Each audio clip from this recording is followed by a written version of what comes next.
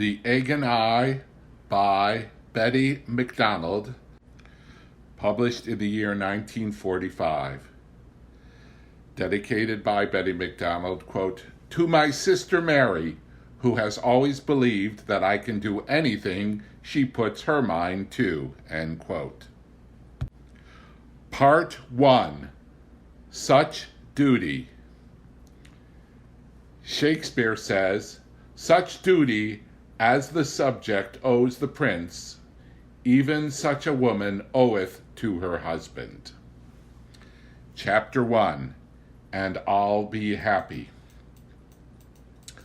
Along with teaching us that lamb must be cooked with garlic and that a lady never scratches her head or spits, my mother taught my sisters and me that it is a wife's bounden duty to see that her husband is happy in his work.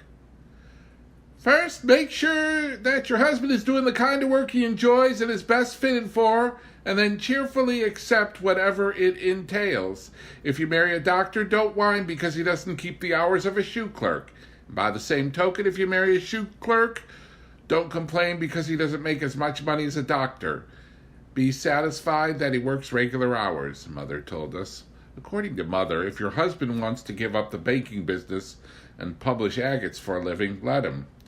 Help him with his agate polishing. Learn to know and to love agates, and incidentally to eat them.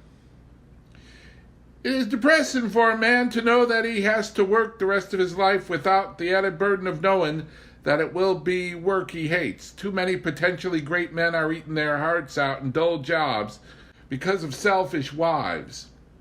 And Mother had examples too. There was the Fuller brush man who came to our house once a month and told Mother how deliriously happy he used to be raising Siberian wolves and playing the violin with a symphony orchestra until he ran afoul of and married Myrtle, the man in the A&P vegetable department who was lilting through life as a veterinary surgeon until he married a woman who hated animals but loved vegetables. And the numerous mining men, Mother and Daddy knew, who were held down to uninspiring company jobs by wives who wouldn't face the financial insecurity of their husbands going into business for themselves. "Boy," we said, "when we get married, our husbands will do exactly as they please." And they have. This, "I'll go where you go, do what you do, be what you are, and I'll be happy" philosophy worked out splendidly for Mother, for she followed my mining engineer father all over the United States and led a fascinating life. But not so well for me, because although I did what she told me and let Bob choose the work in which he felt he would be happiest and then plunged wholeheartedly in with him, I wound up on the Pacific coast in the most untamed corner of the United States, with a 10-gallon keg of good whiskey, some very dirty Indians, and hundreds of most uninteresting chickens. Something was wrong. Either Mother skipped a chapter or there was some great lack in me, because Bob was happy in his work, but I was not. I couldn't learn to love or to know chickens or Indians, and, instead of enjoying living in that vast wilderness, I kept thinking, who am I against 2.5 million acres of mountains and trees? Perhaps Mother, with her flair for pioneering, would have enjoyed it, perhaps. Where Mother got this pioneer spirit, how she came by it, I don't know. For a thorough search of the family records reveals no Daniel Boones, no wagon trains heading west with brave women slapping at Indians with their sunbonnets. In fact, our family tree appears rife with lethargy, which no doubt accounts for our all living to be 87 or 93. Mother's ancestors were Dutch. Ten Eyck was their name, and they settled in New York in 1613. One of my father's family names was Campbell. The Campbells came to Virginia from Scotland. They were all nice, well-bred people, but not daring or adventuresome except for, quote, Gammy, end quote, my father's mother, who wore her corsets upside down and her shoes on the wrong feet and married a gambler with yellow eyes. The gambler, James Bard of Bardstown, Kentucky, took his wife out west, played faro with his money, his wife's money, and even some of his company's money, and then tactfully disappeared and was always spoken of as dead. We never saw this grandfather, but he influenced our lives, whether he knew it or not, because Gammy was a strong believer in heredity, particularly the inheritance of bad traits, and she watched us like hawks when we were children to see if the, quote, taint, end quote, was coming out in any of us. She hammered on my father to such an extent about his gambling blood that he would not allow us children to play cards in any form, not even slapjack or old maid. And though mother finally forced him to learn to play double Canfield, he died without ever having played a hand of bridge, a feat which I envy heartily. The monotony of mother's family was not relieved in any way until she married Darcy Bard, who was her brother's tutor and a Westerner working his way through Harvard. This was a very shocking incident, as mother's family believed that the confines of civilization ended with the boundaries of New York State, and that Westerners were a lot of very vulgar people who pronounced their R's and thought they were as good as anybody. Mother's mother, whom later we were forced to call dear grandmother, had fainting fits, spells, and tantrums, but to no avail. Mother went flipping off without a backward glance to live, for heaven's sake, in Butte, Montana. This was Butte in the early 1900s, the time of Copper Kings, when everyone made $1 million. There were 35,000 miners working underground in a saloon every other doorway.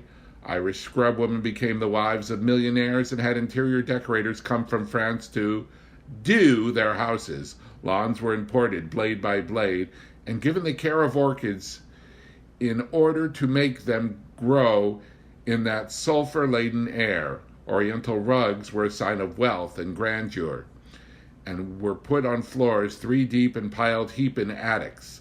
Southern mansions, French chateaux, Welsh stone cottages, timbered English houses, Swiss chalets, and American bungalows were built to house the rich Irish. Everyone was cordial, bluff and gay, and entertained lavishly, and all the time. A party was given at the Silver Bow Club to welcome mother to Butte, and she was amazed to find that the ladies of the town wore Paris gowns but painted their faces like prostitutes.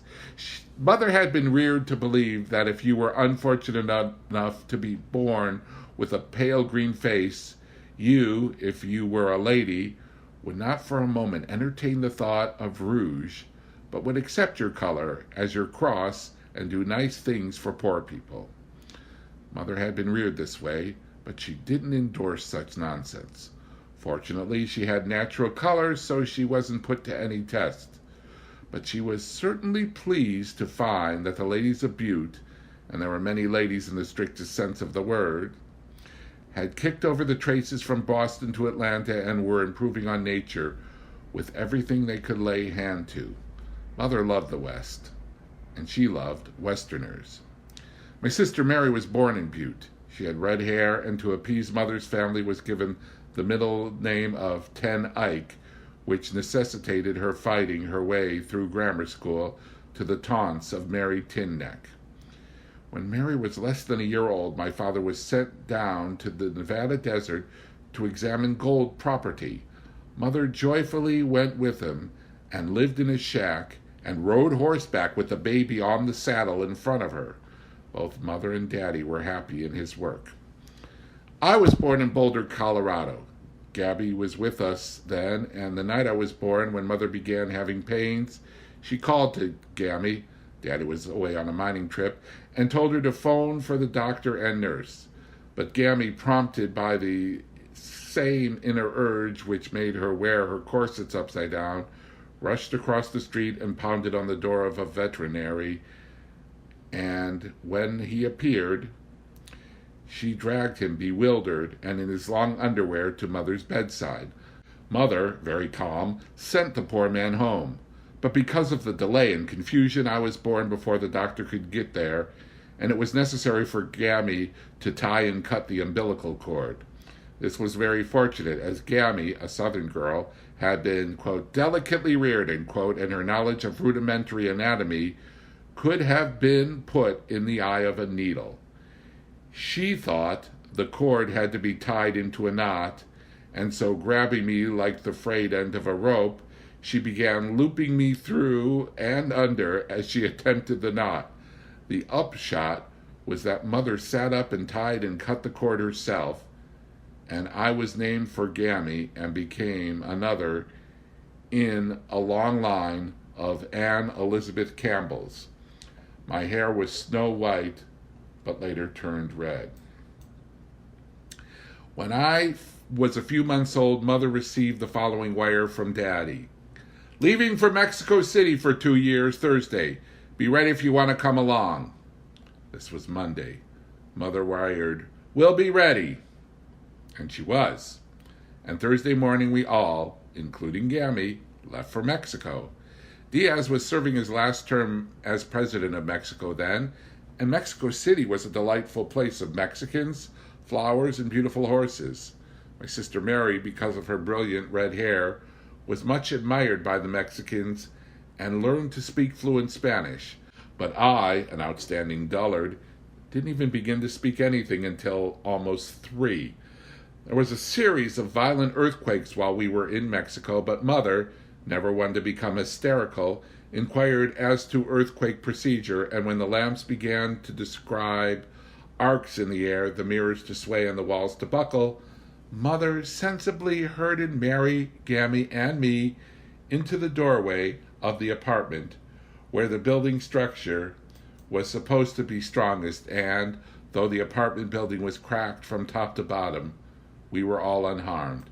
A woman in the next apartment became very excited and rushed into the street in her nightgown, where, I am happy to relate, a water main burst directly under her. From Mexico we moved to Placerville, Idaho, a mining camp in the mountains near Boise, where the snow was 15 feet deep on the level in winter, and Mother bought a year's supply of food at a time. Our closest neighbor was a kind woman who had been a very successful prostitute in Alaska and wore a chain of large gold nuggets which reached below her knees. She was very fond of me, Mother says, and told everyone, to Gammy's intense annoyance, that I was the, quote, spitting image, end quote, of her when she was 3 years old. In Placerville, Mrs. Wooster, I believe this was her name, had become a respectable married woman, but evidently this palled, for Mother says she talked constantly of the, quote, good old days, end quote. I can feel for her because although I have never been an Alaskan prostitute dancing on the bar in its spangled dress, I still got very bored with washing and ironing and dishwashing and cooking day after relentless day. Of course, Mrs. Wooster had an extra hurdle in her path of boredom, that of the same old husband jumping into bed every night. In Placerville, my father supervised his first large placer mining project, and as the work was both dangerous and hard, Mother tore the partitions out of the Cracker Box house, built a fireplace, and bore my brother Sidney Cleveland all by herself. Cleveland had red hair. All this red hair caused a lot of comment in Placerville, as Mother was a blonde with brown eyes, and Daddy had jet black hair and gray eyes. What no one knew was that Daddy had a bright red beard if he let it grow. When Cleve was born, Mother's father wired her, I trust you won't feel called upon to have a child in every state in the Union. Our next jaunt was east, to visit Mother's mother, or dear grandmother. The moment we arrived, we children were stuffed into a nursery with an adenoidal nurse named Phyllis. And at my 5-year-old birthday party, the children were instructed by dear grandmother not to bring presents. My, how we longed for Gammy with her shoes on the wrong feet and her easy, friendly ways.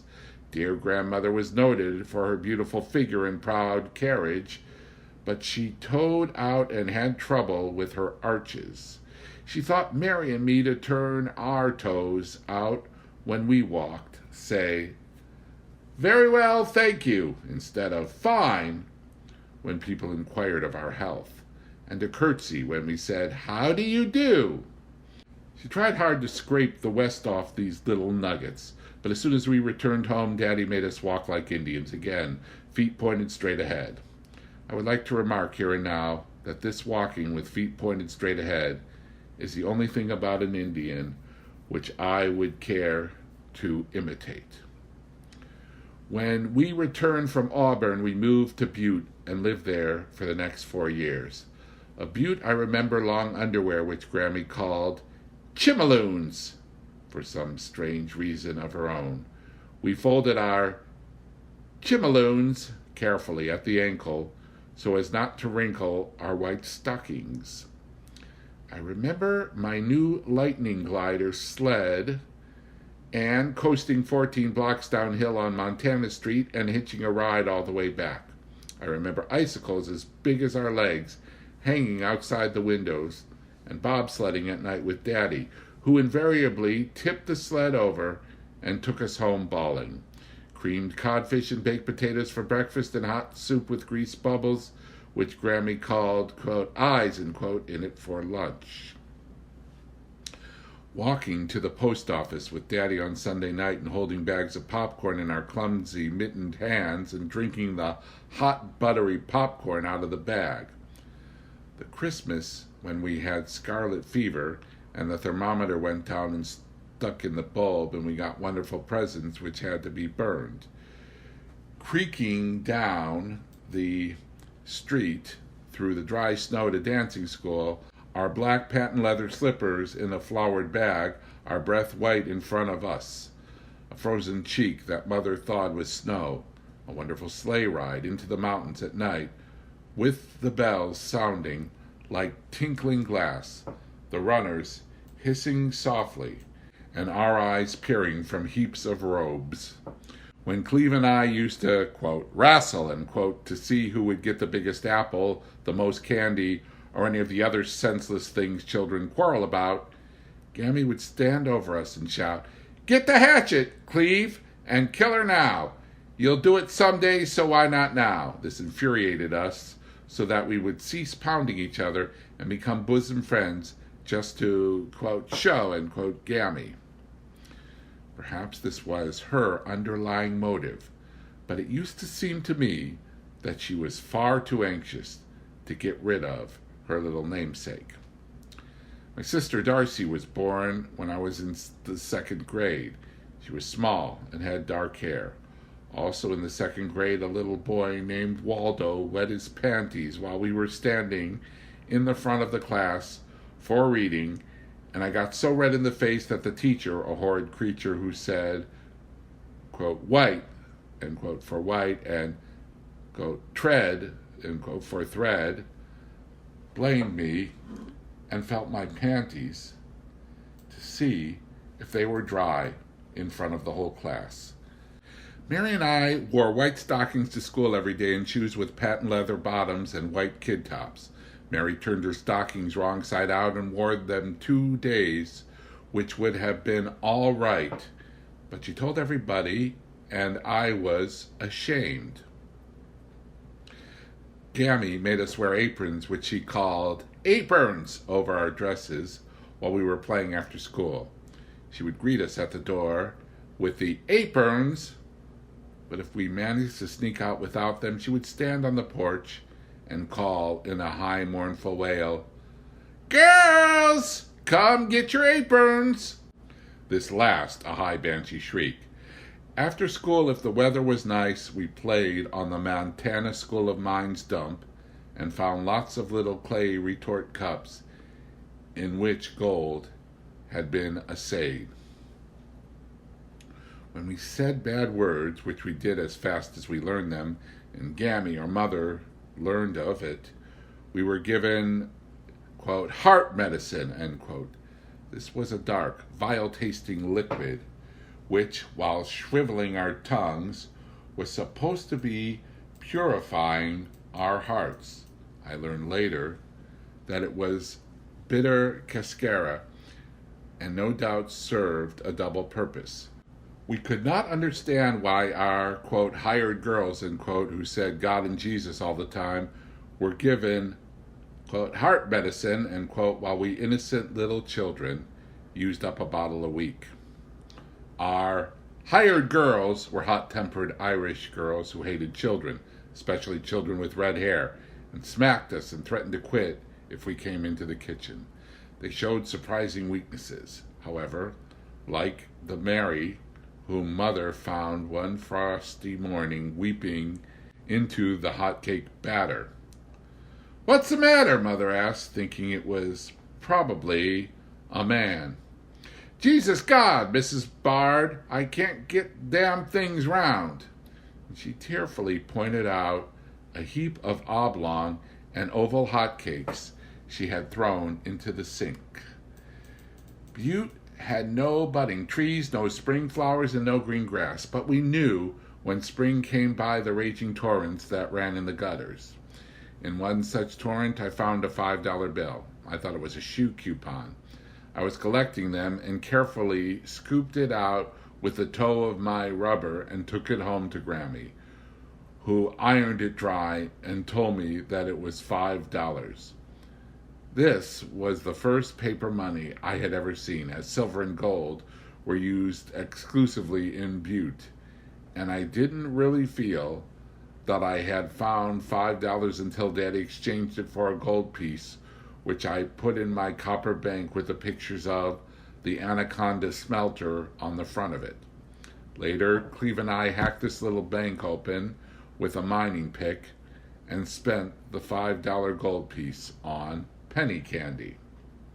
In the spring, Gammy took us for walks in the hills, and we were careful not to fall in, quote, prospect holes, end quote, which suddenly appeared at our feet, black, scary, and bottomless. Gammy told us stories of heedless children who scampered off into the hills to play, but never came back, and years later, their little white skeletons were found in, quote, prospect holes, end quote. We gathered bluebells and bitterroot daisies and wild garlic. The bluebells were a deep, clear, blue-like fallen sky against the bare, black rocks. The bitterroot daisies, the Montana state flower, had little foliage and no stems and lay flat and pink and exquisite on the brown, hard earth. We painstakingly dug them up, careful of the roots, carried them home and planted them, and they immediately died as all the topsoil of Butte was washed away years before in the placer mining days, and our yard was nothing but decomposed granite. We had one patch of grass in our front yard about the size of a pocket handkerchief. I played there with my dolls, but was very careful not to sit on the grass or inquire it in any way. What would a lifelong resident of Butte think if he could have seen the country surrounding our chicken ranch, where fence posts sprouted, vines crept into the house, and everything was so green, it made me feel bilious. One winter in Butte, we were taken to see a play at the Broadway Theater. The play was The Bird of Paradise, and we all clung to Grammy's hands and bawled when the beautiful heroine threw herself into the erupting volcano. The next spring we climbed Big Butte, a bare brown mountain 1,000 feet high and almost in our backyard, and were horrified on reaching the top to find a large crater and to have Gammy explain casually that this mountain, the very one on which we lay panting, was a volcano. We ran every inch of the way home, peering back over our shoulders, expecting to see the top of poor old Big Butte, a fiery furnace with white hot lava oozing down its sides. We never would go up there again, and when the sulfur smoke hung low over the city, veiling the top of Big Butte, we were sure it was erupting. The sulfur smoke smelled awful, but Gammy made us breathe deep and suck it down inside of us. She said it disinfected our insides. She also made us drink gallons of vile-tasting water at White Sulphur Springs. Between the, quote, heart medicine, end quote, and the sulfur water and smoke, we should have been as pure as angels. But unfortunately, this was not the case, for we worked diligently to find out where babies came from, until one fateful day when my sister, Mary, proclaimed to the assembled neighborhood children from a little platform we had erected in the backyard Ladies and gentlemen, babies are born out of people's stomach holes. I can still taste the heart medicine.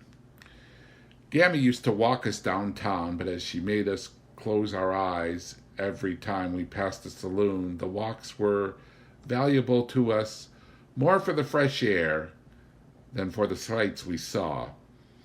Once she had us open our eyes to see a hat in Hennessy's store window, which cost $105. We could not get over it. $105 for a hat? We made 3 trips to see that hat, but I haven't the faintest recollection of what it looked like, no doubt because I kept my eyes glued to the price mark. We had heard from Mother that Hennessy's, the company store, also sold Paris gowns, but they didn't put these in the window, so we never saw one. Often cowboys in chaps and 10-gallon hats rode cayuses down Main Street, and several times Indian braves on ponies, followed by squaws on foot with papooses on their backs, filled slowly past the $105 hat window. These were the Blackfeet Indians, and they wore beautifully beaded dresses and chaps and terrific feather headdresses, and had long noses and cold Indian eyes. As Gammy had read us the stories of Hiawatha, Pocahontas, and Sitting Bull, and told us many hair-raising tales of massacres, scalpings, and running the gauntlet, we thought these Indians were simply wonderful, so strong and brave, and would run for blocks to see them. I still harbored these romantic notions about Indians when I moved to the chicken ranch, and it was a bitter blow when I learned that today's Little Red Brother, or at least the Pacific Coast variety which I saw, is not a tall copper-colored brave who, clad only in beads and feathers and brandishing a bow and arrow, bounds around in the deep woods. Instead, our Indian, squat and mud-colored, was more apt to be found slouched in a Model T, a toothpick clenched between his yellow teeth, a drunken leer on his flat face. On the reservation he was orderly and well-behaved, and, we were told, used to engage in dangerous pursuits like whaling and sea hunting. But in appearance at any rate, he resembled the storybook variety and my childhood Blackfeet Indian about as much as a mud shark resembles a Beardsley trout. Our summers were spent camping in the mountains. Usually we had a camp man and slept in tents and followed Daddy about while he examined mines. But other times we had cabins on a lake and stayed with Gammy while Mother and Daddy did the traveling. My still smoldering hatred for and distrust of wild animals were implanted on these camping trips. Once we almost fell on a large bear, placidly eating huckleberries on the other side of a log. Another time Daddy pointed out a mountain lion lying in the sun on a ledge above our heads. Bears were always knocking down our tents and eating our supplies, and at night the coyotes and timber wolves howled dismally. Mother and Daddy fished incessantly, and we had rainbow trout, which we children loathed, 3 times a day. Sometimes Gammy came camping with us, but only when we had cabins and didn't spend our days, quote, traipsing, unquote, through the mountains. Gammy stayed with us while Mother and Daddy took trips and fished, and although they were considerate and always asked if we cared to come along, we always refused because Mother and Daddy loved danger, and we were always walking logs over deep, terrible ravines, walking into black, dangerous mine tunnels, wading into swift, turbulent streams, and doing other scary things. Gammy, on the other hand, carefully avoided danger and was constantly on the alert for it. Summer days with Gammy were spent in her cabin with the doors and windows shut tight against the dangers of mountain air. We would all crouch around her rocking chair while she read to us out of Pilgrim's Progress and fed us licorice drops out of her black bag. This routine was varied occasionally by a thunderstorm, whose first clap of thunder sent us hurtling under the bed, clutching feather pillows and praying, or by very short walks during which Gammy called us all to a halt every few feet to listen for rattlesnakes. She had us whipped into a state where the rattle of a leaf would turn us white and sweaty and send us scurrying home to the safety of the cabin. Gabby impressed us with all the dangers of outdoor living. She warned us against eagles, hawks, bees, flies, horseflies which bit, mosquitoes and gnats which might attack from the air, ticks, snakes, leeches, and bugs which might spring startling from the ground, and she had us convinced that the trees along the edge of the clearing where our cabins were like the bars of the cages at the zoo, and just behind them prowled hundreds of timber wolves, grizzly bears, and mountain lions fighting for a chance to eat us. From the summers we spent with Mother and Daddy camping in tents, we returned to town brown and healthy. But from the summer spent with Gammy, we came back as jumpy as fleas and pale and scraggly from the hours of lying on feather pillows under the beds, praying during the thunderstorms, and the days crowded in the close cabins out of the reach of groping fangs. We, of course, never told brave, fearless Mother and Daddy about Gammy and the dangers of outdoor lives, and they probably wondered why they, so strong and daring, should have produced this group of high-tensioned rabbits. When Mother and Daddy went away from home on long trips, which they did frequently, we stayed at home with Gammy. She had us all sleep in a room on army cots and folding beds, which she hastily and carelessly erected, and which were always collapsing and giving us skin noses and black eyes. Gammy kept a pair of Daddy's shoes beside her bed, and when she heard any noise in the house, she leaned out of bed and stamped the shoes on the floor so that the robber or killer, whichever one happened to be downstairs, would think that there was a man in the house instead of, quote, a lone helpless woman and several small children, end quote, all huddled upstairs waiting to be killed. Our, quote, hired girls, end quote, often came in late, and I've wondered since if this stamping of manly feet upstairs in the dead of night, when they knew that Mother and Daddy were in New York or Alaska, didn't lead them to believe that Gammy had a secret love life. To the casual eyes of a maid, this idea might have been plausible, as Gammy was a very pretty woman, small with large blue eyes, delicate, regular features, and tinselly curly hair. But to those of us who knew her, there were several good reasons why this couldn't be. In the first place, Gammy hated men, all men except Daddy. Just like some big stinking man, she would sneer as she lapped up the account of a rape or murder in the paper. Or, the whole world's run for men, and don't you forget it, she would warn us as she inspected us to see if our eyes were shut before marching us past the Silver Dollar Saloon.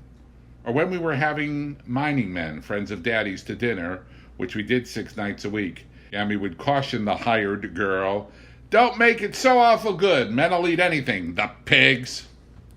In second place, any lover of Gammy's would have had to equip himself with enduring desire and a bowie knife, for Gammy was well covered. She thought nakedness was a sin and warned us, "Don't let me catch you running around in your naked strip." And for her own part, she merely added or removed layers of clothing as the weather demanded. On top, she always had a clean, roughly white, quote, apron, end quote, during the day. This was covered by a large checked, quote, apron, end quote. Under the aprons were a black silk dress, a black wool skirt, a white batiste blouse with a huge collar, any number of flannel petticoats, a corset cover, the upside-down corset with the bust part fitting snugly over the hips, and at long last, the, quote, chimaloons, end quote. In the third place, a lover of Gammy certainly would have had a lumpy couch with her nightgowns, bed jackets, and several extra suits of, quote, chimaloons, end quote, folded under the pillow, her Bible tucked under the sheet at the top right-hand side, any book she happened to be reading tucked under the sheet on the other side, little bags of candy, an apple or two, current magazines, numerous sachets, and her bottle of camphor just tucked under the blankets and scattered under the pillows within easy reach. Children thought this an ideal arrangement, for when we were lonely or frightened, Gammy's bed was as comforting as a crowded country store.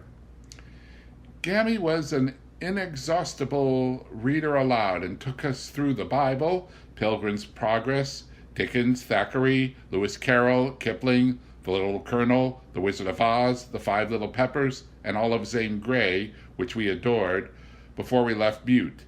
She changed long words to ones we could understand without faltering, but after an hour or two with the Little Colonel or the Five Little Peppers, she would begin to doze, and we would be dispatched to the kitchen to ask Mary the cook for some black coffee. Usually this revived her completely, and she would continue until lunch or supper or bedtime. But sometimes, especially during the nauseous antics of the Little Colonel or the continual bawling of the Five Little Peppers, who cried when they were happy, Gammy would drink cup after cup of black coffee, but would still fall asleep, and when she awoke, would read the same paragraph over and over. We would make several futile tries to wake her, and then would give up and go out to play. Gammy was patient, impatient, kind, caustic, witty, sad, wise, foolish, superstitious, religious, prejudiced, and dear. She was, in short, a grandmother who is, after all, a woman whose inconsistencies have sharpened with use. I have no patience with women who complain because their mothers or their husbands' mothers have to live with them. To my prejudiced eye, a child's life without a grandparent en residence would be a barren thing.